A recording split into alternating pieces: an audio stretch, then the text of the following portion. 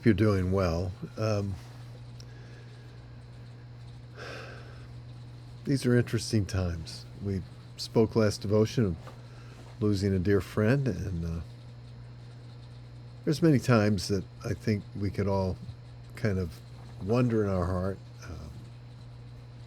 you know, why certain things happen, like why certain things happen to God's people.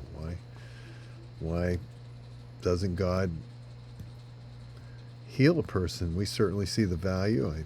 As I was just reminiscing about Pastor Wheelock, the value of his life, the encouragement he brought, the gift that he shared with all of us in terms of his ability for carpentry and many other areas, edifying, ministering over at the New Life program, just the things that he so openly did, the love that he shared. You ask yourself why.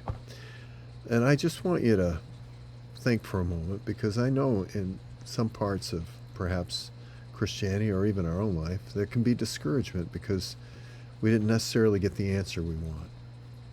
But the point is that there is a vast difference between a person having to do something and believing that he could do something.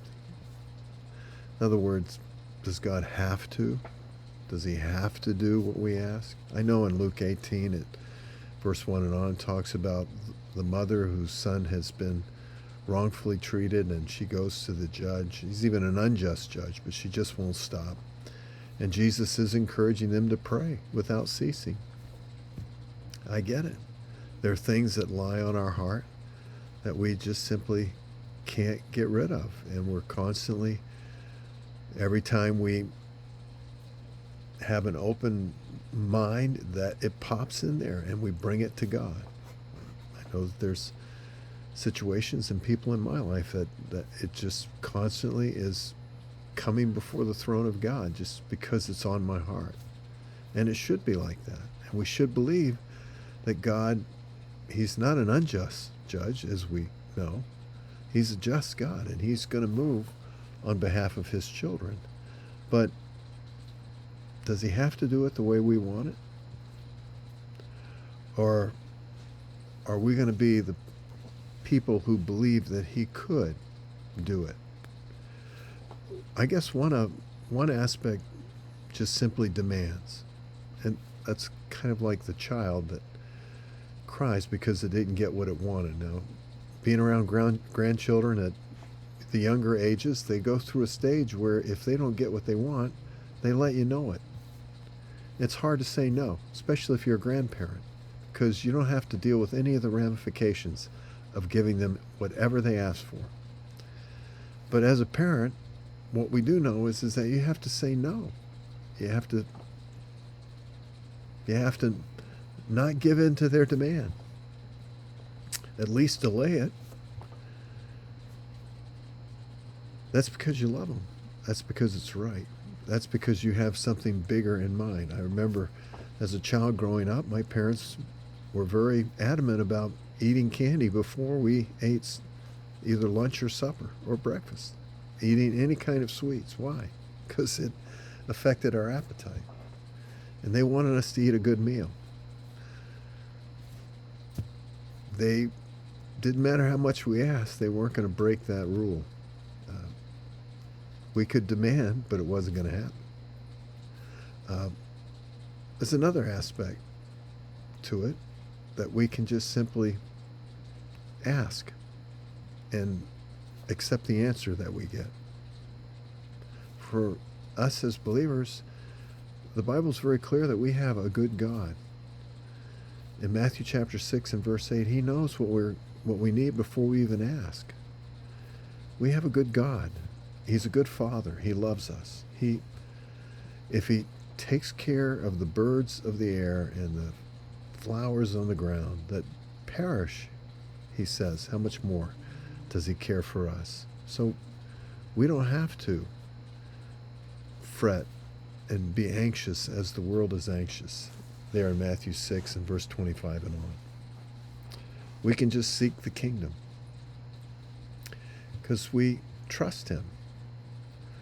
I guess the reason I'm bringing this up is because much of our life as believers is in the realm of just asking our Father and trusting that he knows best.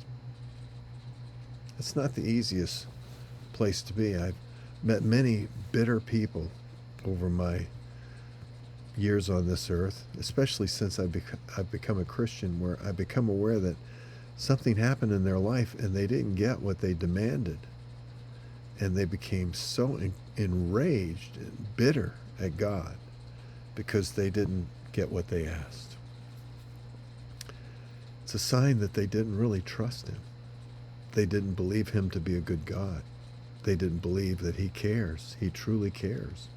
They didn't understand that his love is an endless love, but it's a love that knows best for each one of us.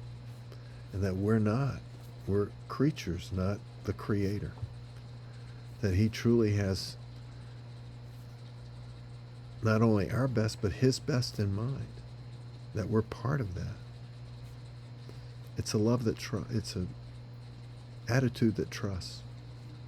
It's a love in him that trusts him. And when we ask trusting him. Look, if Jesus Christ in Matthew 26, verse 39, and then again in 42, had to say, not my will, but thine, he had to trust the Father's plan. He had to trust the Father's plan. I guess that's what we have to do. Remember the leper in Matthew chapter 8, when he came to Jesus, he said, if you're willing, you can heal me. He had to trust that Jesus would. He could have gone away and Jesus could have said no. He could have ignored his need for a higher purpose. But he had to trust that Jesus was willing. The centurion later on in that chapter had to trust that Jesus could and would speak the word.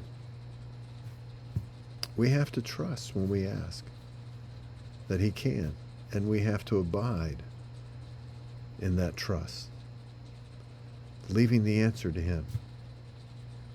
Till next time, friends, God bless you.